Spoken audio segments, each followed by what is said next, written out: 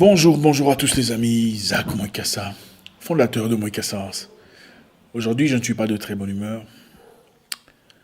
Mais comme je suis un homme de parole, je resterai fidèle à mes obligations vis-à-vis de notre communauté. Donc, si la vidéo bug ou qu'elle ne finit pas, comprenez mon émotion. Alors, comment ça se passe chez vous? D'abord, bienvenue à tout le monde, bienvenue à tous les anciens. Vous êtes très appréciés, vous le savez. Bienvenue à tous les nouveaux, votre première fois avec nous, enchanté. J'espère qu'à la fin de cette vidéo, vous n'en sortirez pas bredouille. Vous savez, on m'a appris une chose dans la vie. Quand quelqu'un vous manque de respect, regardez dans l'histoire, regardez dans le passé. Vous verrez quelque part des signes annonciateurs que vous avez probablement loupés ou négligés. C'est vrai. Quand vous voyez quelqu'un ouvertement impoli ou mal poli, ou irrespectueux, désobligeant, irrévérencieux devant quelqu'un, vous pensez que quoi?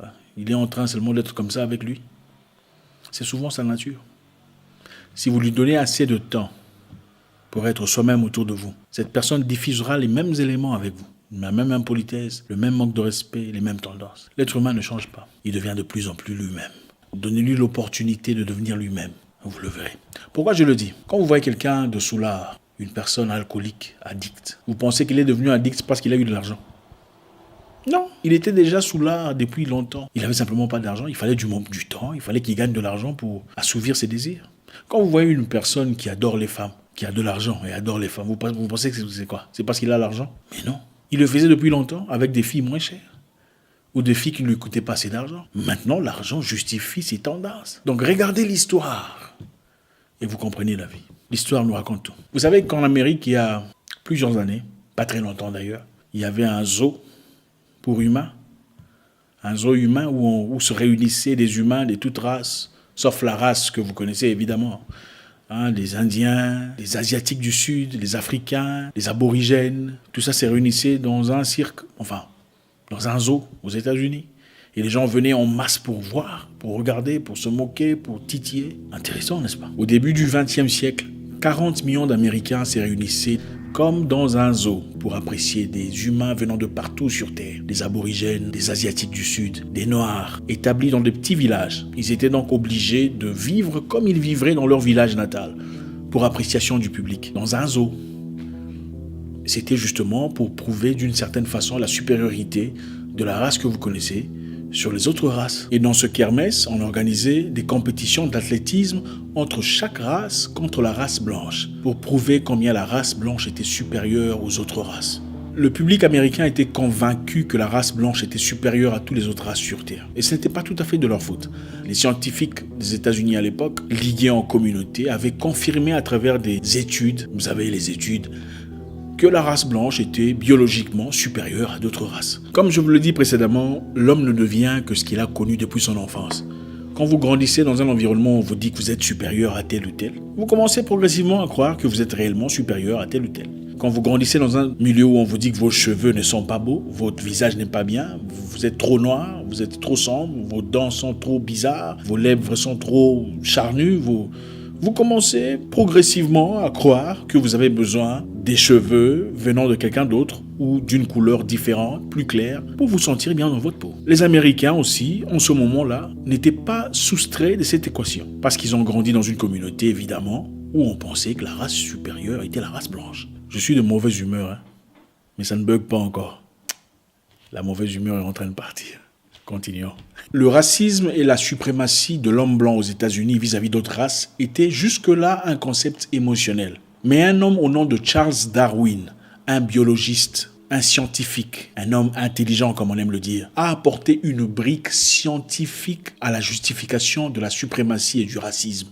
Charles Darwin, un Anglais né en 1809, un homme scientifique, un biologiste, un homme intelligent, un chercheur, comme on aime dire, diplômé d'une université qu'on célèbre, après avoir fait des recherches, a convaincu le public que l'homme blanc était mentalement, biologiquement, scientifiquement, physiquement supérieur à toutes les races sur Terre. C'est bien lui qui a poussé avec emphase la théorie de l'évolution, avec l'homme blanc au-dessus et l'homme noir tout en bas à côté du singe. Donc d'après Darwin, l'homme est passé à travers plusieurs phases. D'abord, il était une créature bizarre, sans forme. Ensuite, il est devenu un singe, un orang-outan. Il est devenu ensuite un noir. Il a évolué, il est devenu aborigène, vietnamien.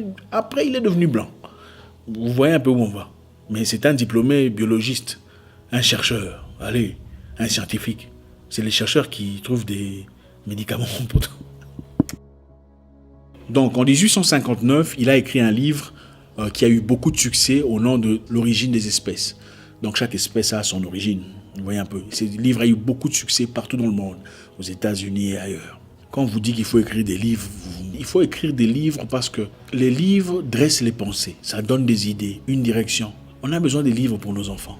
Le livre de Darwin a dirigé le monde vers une direction qui n'aurait peut-être pas eu... Vous voyez un peu de quoi je parle. L'origine des espèces de Darwin a été la raison de l'opinion des scientifiques de l'époque. Ils étaient clairement des racistes, mais c'est des gens qui ont clairement dit ouvertement à travers la science que l'homme blanc était supérieur à l'homme noir. Donc ne vous sentez pas mal quand vous maltraitez l'homme noir. C'est comme un chien.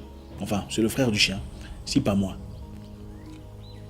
C'était ça l'opinion des Américains à l'époque. Considérez ça comme ça. Si je vous disais un jour, frère, prenez un verre d'eau et vos maux de tête partiront. Il y a de fortes chances que vous disiez non. Mais si un médecin vous dit prenez un verre d'eau 2 fois par jour et vos maux de tête partiront. Ah, il y a de fortes chances que vous disiez oui. C'est exactement ça. La puissance du scientifique, du docteur, de l'être supérieur intellectuellement. Maintenant, posez-vous des questions. Si la science à l'époque pensait que l'homme blanc était supérieur à l'homme noir, combien de choses on nous dit aujourd'hui où il faut vraiment remettre en question?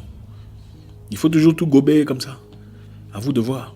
Continuons notre histoire. Donc, Charles Darwin a fait beaucoup de fanatiques parmi ces gens qui avaient déjà envie de croire en la supériorité de la race blanche sur les autres races. Il ne fallait que quelqu'un vienne avec un concept scientifique pour confirmer ce qu'ils avaient déjà envie de croire. Vous voyez un peu.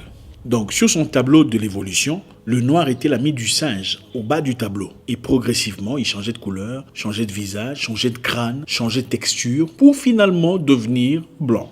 Comme lui. Mais jusque-là, pour confirmer sa théorie de l'évolution, on voulait voir le lien entre l'homme noir et le singe. Il devrait s'y avoir quelque chose. Enfin, ce ne serait pas normal que le singe soit poilu ou velu pour directement devenir un noir. Il devrait y avoir quelque chose au milieu. Donc, au début du XXe siècle, ils ont fait un grand show, des grandes publicités, où on a dit, on a finalement trouvé le lien manquant entre l'homme noir et le singe. On a trouvé le lien manquant. La pièce manquante est là. Et tout le monde était excité, tout le monde voulait voir. Ils ont dit après avoir été en Afrique, des chasseurs ont pu attraper la créature entre l'homme noir et le singe. La population était bougée de frayeur et de curiosité. Des millions de personnes sont venues voir la pièce manquante entre l'homme noir et le singe. Cette créature était placée dans des cirques, dans des shows, dans des événements, et ils ont fait beaucoup d'argent comme ça. En réalité, c'était un être humain. C'était un noir américain au nom de William Henry Johnson, The Monkey Man, ou l'homme singe. Il a passé toute sa vie dans une cage, pour le plaisir de certains. Et beaucoup faisaient des commentaires disant « Regardez sa tête, c'est comme un singe, oui, c'est la pièce manquante. » Abominable.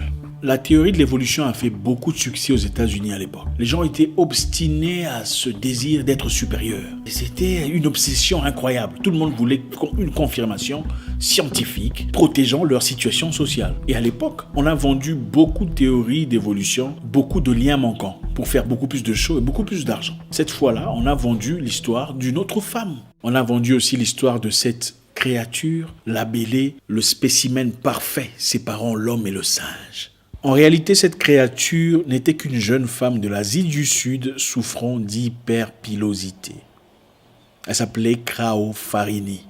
L'hyperpilosité, évidemment, est une condition génétique qui produit trop de cheveux ou trop de poils. Mais on l'a fait passer pour la créature parfaite entre l'humain et le singe. L'humain étant l'homme blanc, le reste étant des êtres inférieurs à l'humain. À la même époque, on a fait venir des pygmées de l'Afrique, qu'on traitait des sous-humains, comme des chiens. Ils étaient dans des cages, dans le zoo, et 40 millions de personnes venaient pour voir, en extase, par curiosité, pour expérimenter le lien entre l'humain et le singe. L'homme qui a fait venir les pygmées d'Afrique s'appelle Samuel Phillips Werner. C'était un missionnaire. Les missionnaires ont fait beaucoup de dégâts, faut le dire. Ils sont venus prêcher, mais en attendant, beaucoup de choses. Ils ont fait leur cirque, ont fait beaucoup d'argent, venant de 40 millions de personnes. Non, imaginez, même si chacun payait $1, ça fait combien?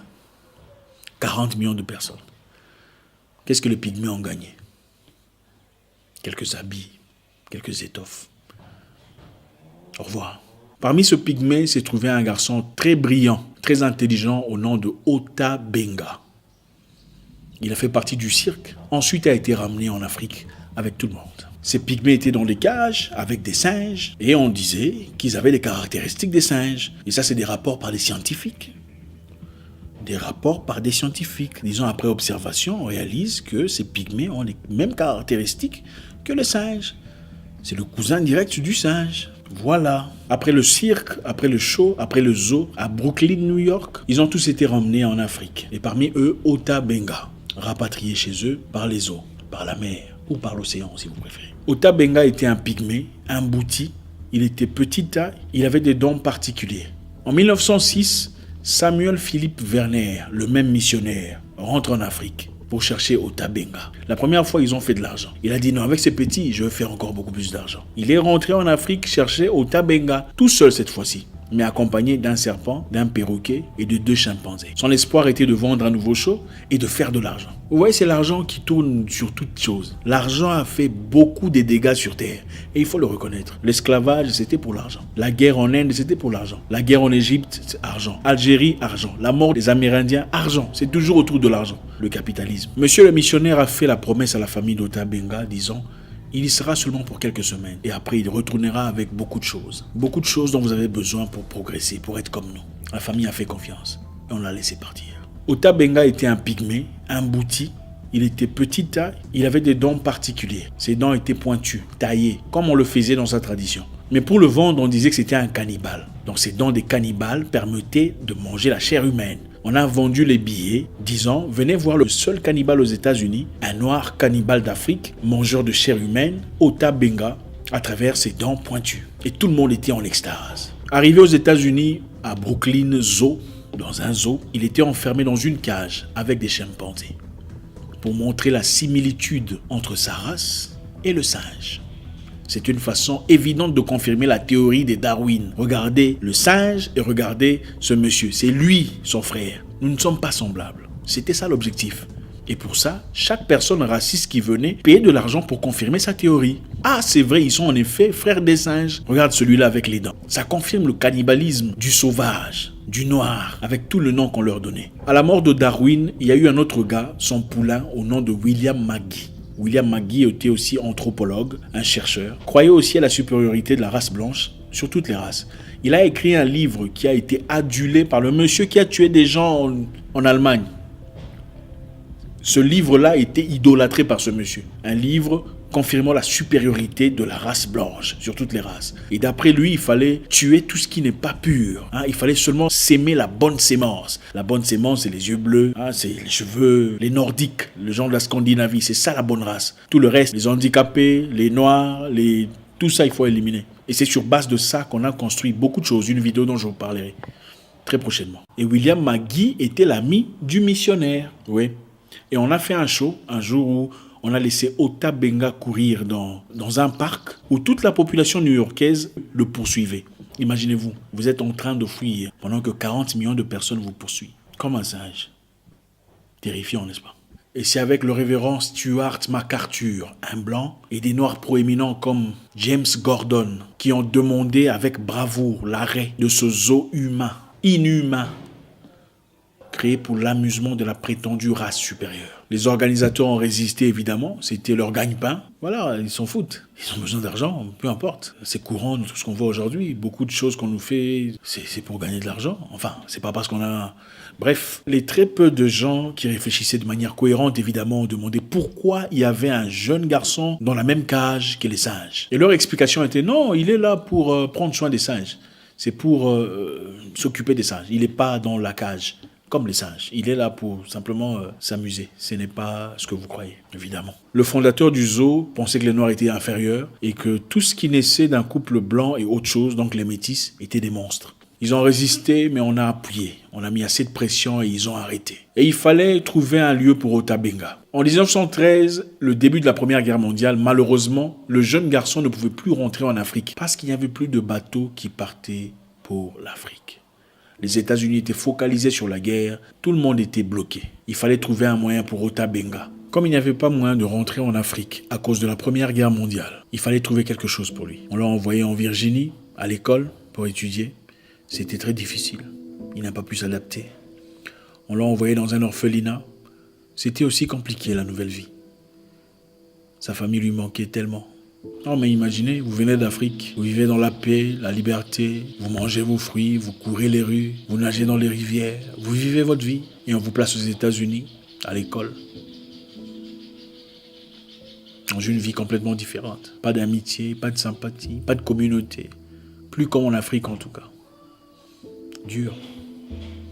Sa famille lui manquait, ses proches. Et en 1916, il s'est tiré dessus. Il s'est tué. Ota Benga ne reverra plus jamais les terres de ses ancêtres.